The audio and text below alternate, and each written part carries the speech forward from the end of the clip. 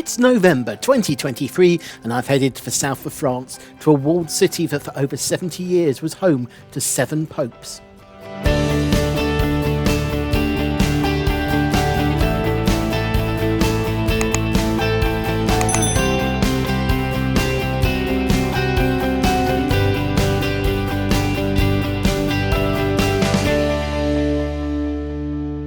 Humans have been living on the banks of the River Rhône since the Neolithic period. At a point just 55 miles from its mouth into the Mediterranean Sea, its broad width has formed a natural boundary separating first tribes, then kingdoms for millennia.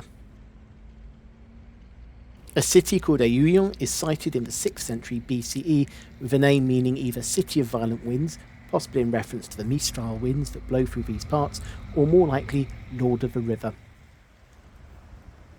A Greek trading post was founded around 539 BCE, and in the following century trading agreements and treaties of alliance were signed with the Massiliots, the city which went on to become modern-day Marseille.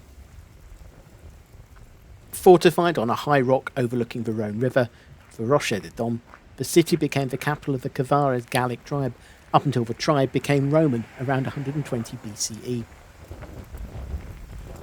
140 years later, Emperor Hadrian, when he wasn't building walls at the northern extremity of his empire, visited the region and gave the city the status of a Roman colony, Colonia Julia Hadriana Avenensis. 150 years after that, the first attempt to bridge the river was made with a wooden construction.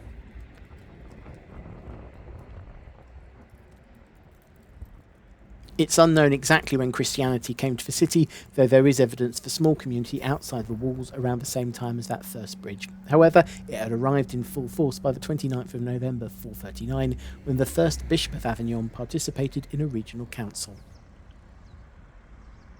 The history of the city over the next couple of hundred years is a litany of invasion, sacking, destruction, rebuilding and repetition, with the bridge regularly being destroyed and rebuilt. In 1032, Conrad II inherited the Kingdom of Burgundy, and with that, Avignon was attached to the Holy Roman Empire. The Rhône was now a border between the lands of the Holy Roman Empire and those of the King of France.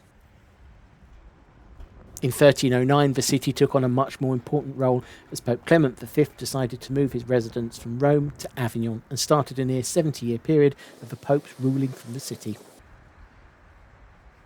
Attrition between the Holy Roman Empire and the King of France continued for centuries until, eventually, in 1536, King Francis I invaded the papal territory in order to overthrow Emperor Charles V. When Francis entered the city of Avignon, the population received him well, and in return for their reception, the king granted the same privileges that French subjects enjoyed. Less than a century later, the city was considered an integral and important part of the French kingdom, though it didn't stop a number of sieges and annexations, and it wasn't until the 30th of May 1814 that the French annexation of Avignon was finally recognised by the Pope. During the early 20th century, the city began to rapidly expand beyond the old city walls and out into the wider countryside, in places assisted by just punching random holes in the 14th century walls themselves. Today, Avignon is the 35th largest metropolitan area in France, and for the first decade of the 21st century was the fastest growing urban area in the country.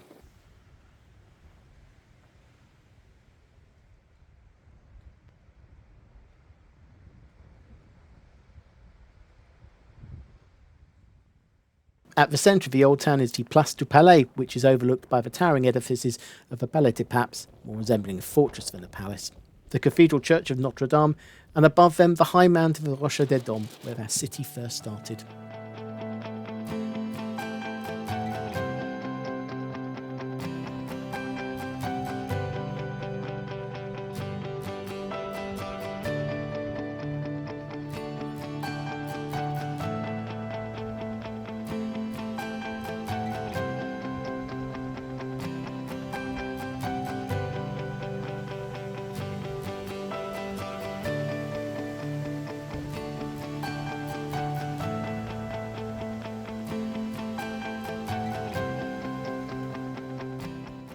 Today, the top of the rock is occupied by the landscape Jardin de Dom, from where you can look across the River Rhône that used to act as an international border and see the imposing bulk of the Fort Saint-André in the town of Villeneuve-lès-Avignon, built by the King of France at the same time as the popes were in residence.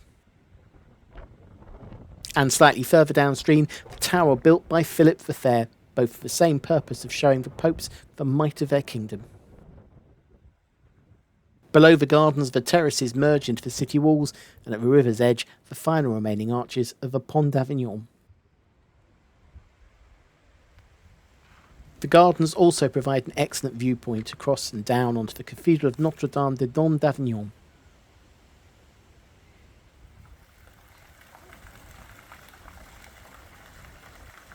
On what was once the founding site of the city, today there are pleasant parklands, including a grotto.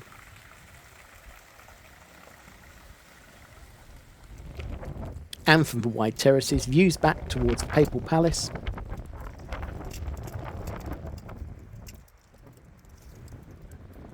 along the River Rhône, and in the distance the unmistakable peak of Mont Ventoux, a key climb in many closing stages of the Tour de France.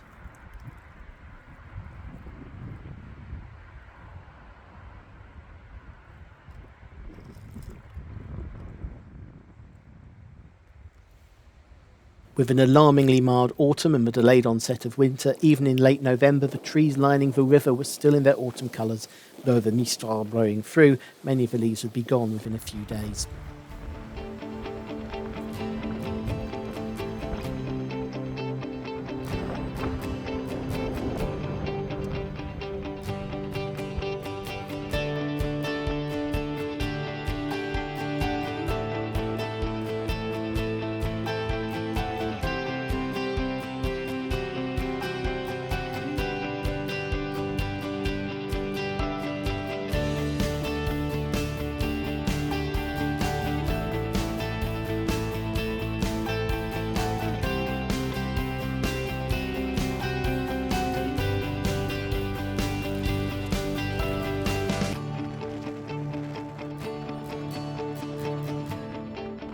Further round on the ridge, and you can follow the river downstream as it passes through the city and on its way towards the Mediterranean, with the partial remains of the Pont Saint-Benazet, better known as the Pont d'Avignon, and attached to them the city walls far below the peak of the rock.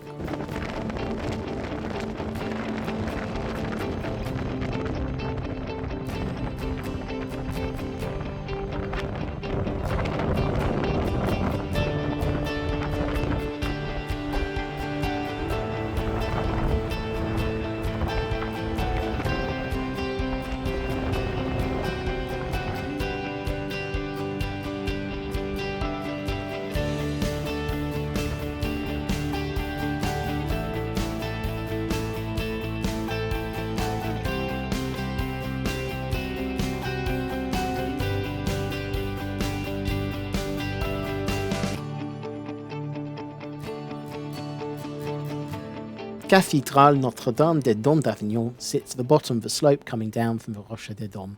Despite being next door to the palace that the popes resided in for nearly 70 years, the cathedral was built for the seat of the Archbishop of Avignon, with construction starting in the second half of the 12th century, but wasn't completed until 1425, not helped by the original bell tower collapsing in 1405.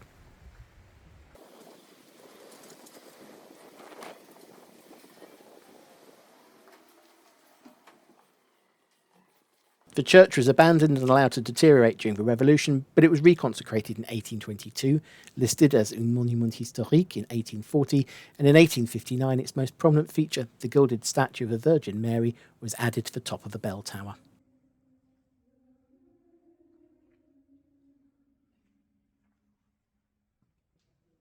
In 1995, the cathedral, along with the neighbouring palace and the other historic buildings in the city, were added to the UNESCO World Heritage List because of their outstanding architecture and importance during the 14th and 15th centuries.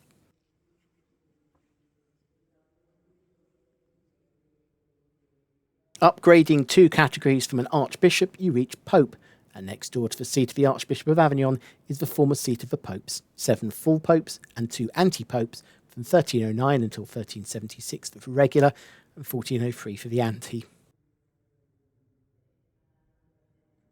The Palais des Papes, one of the largest and most important medieval Gothic buildings in Europe, is in fact 2 palaces merged together.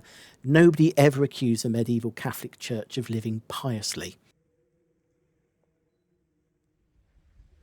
The palace of Benedict XII, the Palais Vieux, which sits on the Rocher des Doms, And the Palais Neuf, or new and significantly more extravagant palace of Clement VI, sits in front and accounts for the main facade looking out onto the square. Construction on the original bishop's palace began in 1252. In 1305, Gascon Bertrand de Goth was elected to become Pope Clement V. Unwilling to face violent clashes that were taking place at the time in Rome, he decided to move the papal curia to Avignon.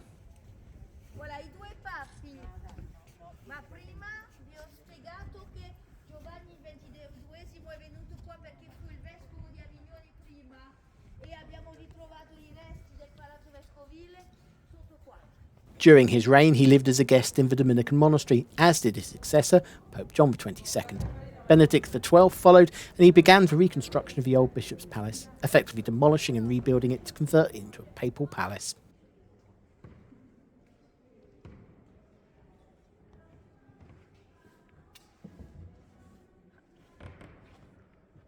Benedict died in 1342 and was succeeded by Clement VI, who immediately set about expanding on Benedict's original palace, with additional works carried out under Innocent VI and Urban V, who followed. These included a grand chapel, towers and bridges, with the main courtyard known as the Court of Honour being completed by Urban.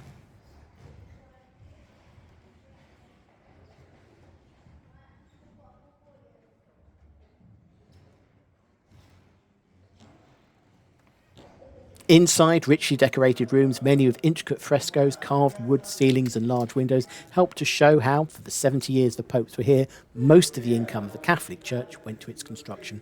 By the time construction was eventually completed, the building occupied an area of 11,000 square metres, nearly 120,000 square feet.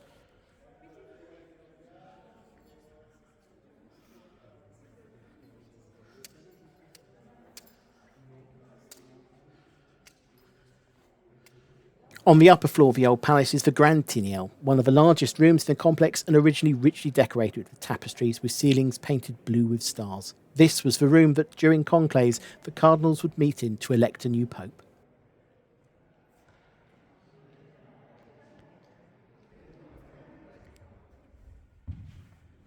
Gardens had existed in the area of the old bishop's palace at the time of John XXII, and along with the land and building acquisitions, these helped to form a pontifical garden.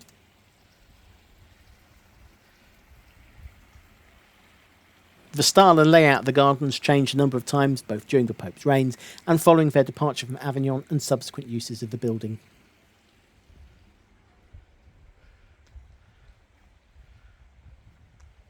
Between 2017 and 2020, the gardens were redeveloped and, based on archaeological studies carried out in 2014, returned to how they would have looked at various times in the history of the papal occupancy.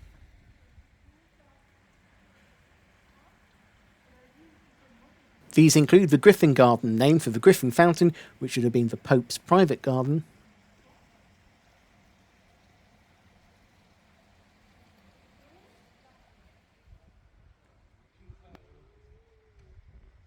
and then the general palace gardens.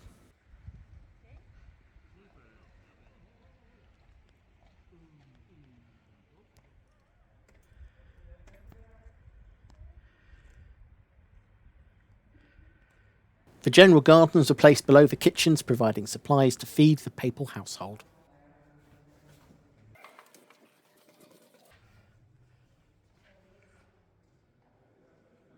Most of the rooms in the new palace are still richly decorated in their original frescoes, and consequently filming and photography is prohibited in them. So after taking in the Grand Tinel, paramount chamber, and the private rooms for popes, you eventually emerge into the northern sacristy.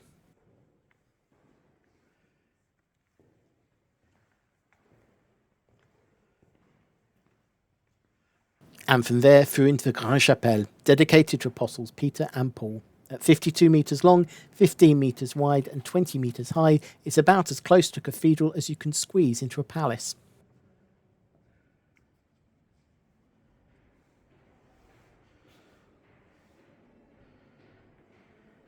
From the Grande Chapelle, an equally monumental staircase, known as the Staircase of Honour, takes you down to the Court of Honour.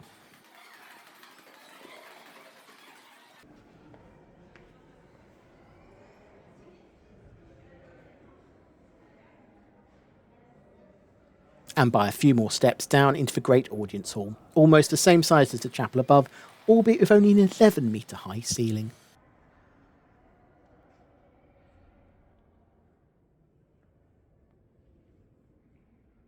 Pope Urban V returned to Rome for 3 years from 1367 to 1370 before returning to Avignon shortly before his death in December 1370. The final Avignon Pope, Gregory XI, left Avignon to return to Rome on the 13th of September 1376. But that wasn't quite the end, as a schism, not another one, opened up in the church between those wanting the church to return to Rome and those wanting it to stay in Avignon. Following the death of Gregory XI in 1376, whilst Rome elected Urban VI the new pontiff, a challenger pope, Clemens VII, took up residence in Avignon, reigning as pope from 1378 to 1394, when he was succeeded by Benedict XIII. Whilst Benedict reigned until 1423, he was expelled from Avignon in 1403, and both him and Clement were declared illegitimate anti-popes by the church. The buildings remained under the control of the popes, along with the city, for over 350 years after their departure, but the buildings slowly deteriorated despite a restoration in 1516. In 1789, the building, already in a poor condition, was seized and then sacked by revolutionary forces. Taken over by a Napoleonic French state as barracks and prison, it was only vacated in 1906 when it became a museum, and a restoration that still goes on until today, nearly 120 years later, started. Restoration to its original structure is something that will never be an option for the Pont d'Avignon. Perhaps the most famous landmark of the city, this cut-off bridge strides out majestically from the walls of the city across the waters of the Rhone before coming to a sudden halt after just 4 arches, and one of those spans the road below. Officially known as the Pont Saint-Benezet, the first incarnation of the bridge was built in wood between 1177 and 1185, but was destroyed barely 40 years later during the 1226 Siege of Avignon. Work on reconstructing the bridge in stone commenced in 1234. Originally with 22 arches, 21 piers and a length of around 900 metres, it followed a curved path across a river linking the walls of Avignon with the gates of Villeneuve-lès-Avignon, taking advantage of the position of small islands in the river which had existed at the time. In the century since, the flow of the Rhone has shifted across its floodplain, changing the position and size of islands. The arches in the bridge were prone to collapse during the regular flooding of the river and were often replaced with temporary wooden structures to link the sections of the bridge together. However, during the 17th century, the structure fell further into disrepair. By 1644, 4 arches were already missing, and flooding 25 years later swept away more of the structure. Since then, further collapses and organised demolitions have removed all bar the first 4 arches on the Avignon side of the river. The name of the bridge comes from an uneducated shepherd, Benezet, who was born around 1165 and claimed that in a vision he'd been commanded by Jesus to build a bridge at a point on the Rhone where the forces of the river were so great that it had discouraged even Roman engineers in antiquity from building a bridge. At first sceptical, the Bishop of Avignon was eventually won round and finally approved the project, convinced that the work was ordained by God. Wealthy patrons formed the first bridge-building brotherhood to fund the construction, which Benezet was actively involved in right up until his death sometime around 1184. Following his death, he was buried in the chapel, built on one of the piers. Benezet was canonised after his death, and as Saint Benezet is now naturally the patron saint of both Avignon and bridge builders, as well as bachelors. Following the rebuilding of the bridge in stone, a new chapel, the Chapel of St. Nicholas, was built on the second pier of the bridge, built over 2 floors which have now been divided into separate buildings. The lower chapel accessed via stairs down from the side of the bridge, with the upper chapel occupying much of the bridge space, reducing the width of the already narrow bridge from 4.9 to 1.75 metres. With the bridge being abandoned, the relics of St. Benezet were transferred to the Hôpital du Pont within the city walls in 1670. Restoration work carried out in the 1870s, including input from a familiar name, Usine Viollet-le-Duc, of Carcassonne Wall and Lausanne Cathedral fame, including advising on general repairs to the city walls. Further restoration in the 1980s removed later additions and returned what's left of the bridge to how it would have looked in its heyday, and granting access to both the bridge and to taking views of the bridge from a small part of the city walls. What the Channel Tunnel is to the 21st century, the Pont d'Avignon was to the Middle Ages, forming a cross-border transport link between Avignon in the Holy Roman Empire and Villeneuve-lès-Avignon in the Kingdom of France. The Benedictine Abbey of Saint-André occupied a strategic position on Mont Anadon, a 50-metre-high rocky outcrop with steep sides that, until changes to the flow in the Rhone in the 1770s, rose directly from the river's waters, in clear line of sight of the city of Avignon on the opposite side of the river.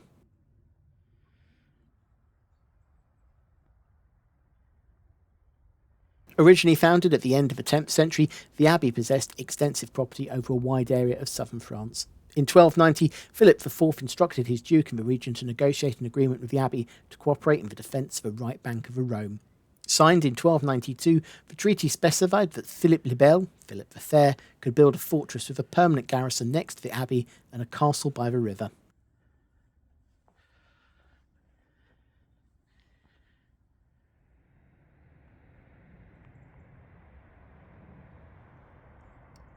The abbey removed itself from the power of Rome but obtained protection from the French king against the unwanted attentions of the city of Avignon, which wanted control over both banks of the river.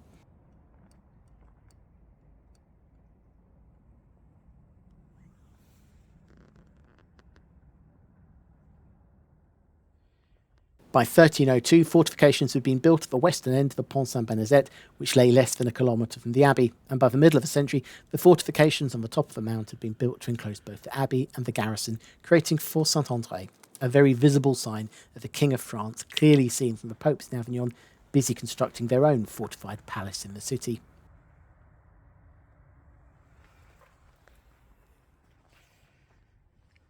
The fortress was continually occupied from its construction right up until the French Revolution.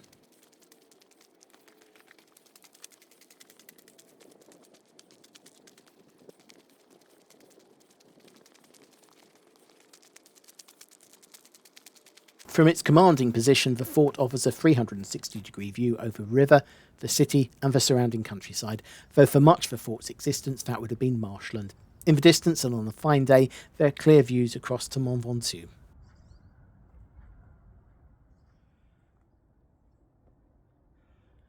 Since the departure of the army following the revolution, many of the buildings inside the fortress have either been demolished or fallen into disrepair, but the chapel of Notre-Dame de Belle-Dezette is still standing and can be looked around.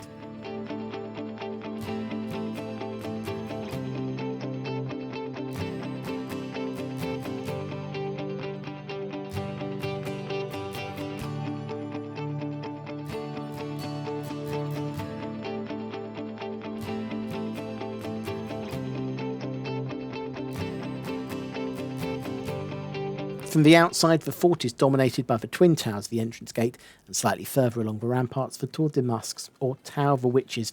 The latter has a single room with a very high ceiling, which houses a small exhibition on the graffiti that prisoners and soldiers have carved into the stones over the centuries.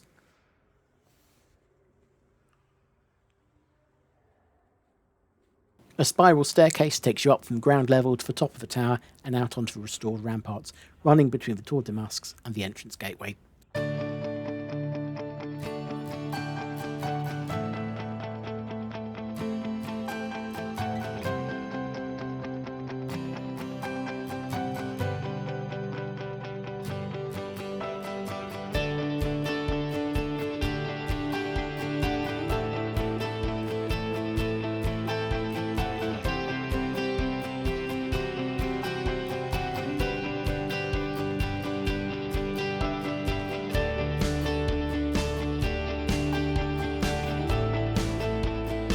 From here, there are good views back over the inside of the fort, the town of Villeneuve, and out across the river to the city of Avignon, the towers of the cathedral and papal palace clearly visible even on a pretty grey and overcast day.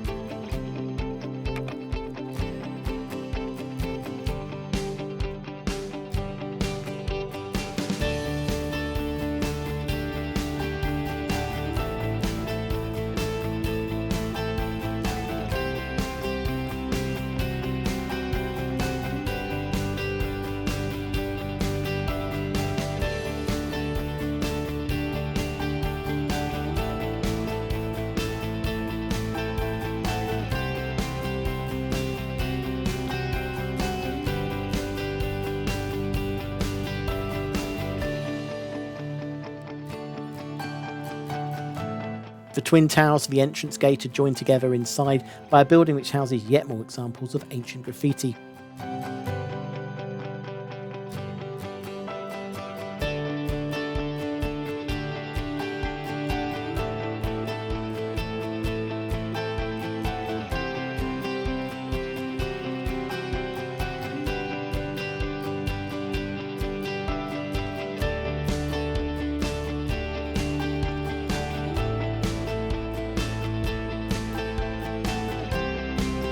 As well as the original prison oven.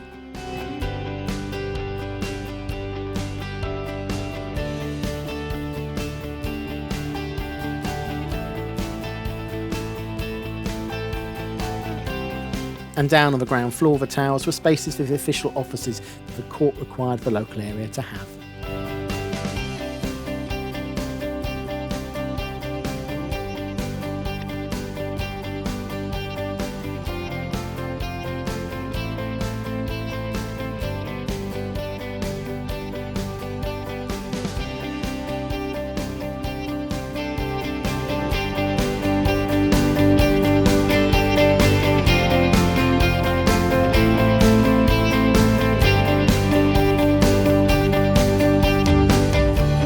Next time, I take a journey from Avignon, 13 miles out into the countryside, but nearly 2,000 years back in time, as I visit the tallest aqueduct ever built by the Romans, the stunning Pont du Gard. And I also visit the city it was built to serve, Nîmes.